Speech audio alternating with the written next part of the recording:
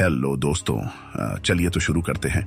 आज एक और कहानी के साथ। एक दिन विक्रमादित्य के राजमहल में एक अद्भुत पक्षी उड़ता हुआ आया।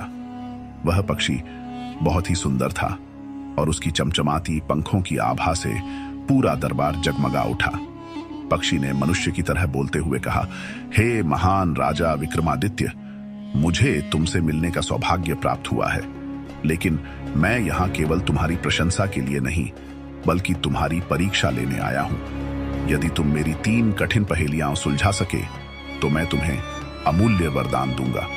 यदि असफल हुए तो तुम्हें मुझे अपने राज्य का आधा हिस्सा देना होगा। राजा विक्रमादित्य ने पक्षी की चुनौती स्वीकार कर ली। पहली परीक्षा पक्षी ने पहली पहेली पूछी, ऐसी कौन सी चीज है जो बिना पैर के चलती है और बिना पंख के उड़ती है? दरबार में सन्नाटा छा गया।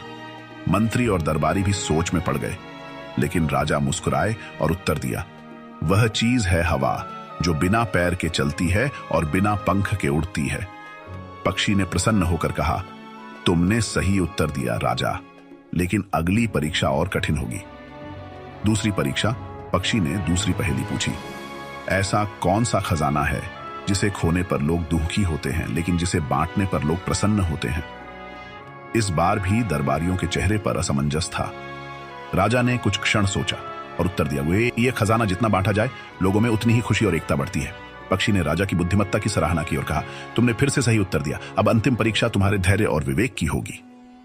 तीसरी परीक्षा पक्षी ने कहा, अब तुम्हें अपने राज्य और अपनी प्रजा के प्रति अपने प्रेम की परीक्षा देनी होगी। देखो, मैं अभी तुम्हारी सबसे प्रिय वस्तु लेकर उड़ जाऊंगा। यदि तुम उसे पाने के लिए जल्दबाजी करोगे या मुझ पर क्रोधित होंगे तो तुम परीक्षा में असफल हो जाओगे, लेकिन यदि तुम धैर्यपूर्वक मेरी चाल को समझ सको तो मैं स्वयं तुम्हारी वस्तु लौटा दूंगा। इतना कहकर पक्षी ने राजा का मुकुट उठाया और उड़ गया। दरबार में हलचल मच गई। सभी दरबारी चिंतित थे कि राजा का मुकुट वापस कैसे लाया जाएगा, लेकिन राजा शांत और स्थिर बने रहे। उन्होंने पक्षी के पीछे जाने का आदेश नहीं दिया।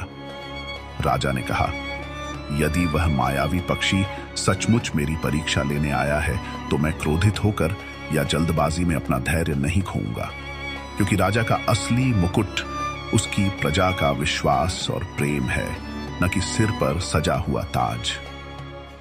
पक्षी कुछ देर बाद वापस आया और राजा के सामने मुकुट रख दिया। उसने कहा, हे महान राजा, तुमने अपनी बुद्धिमत्ता, धैर्य और विवेक से यह परीक्षा उत्तीर्ण की है। मैं तुमसे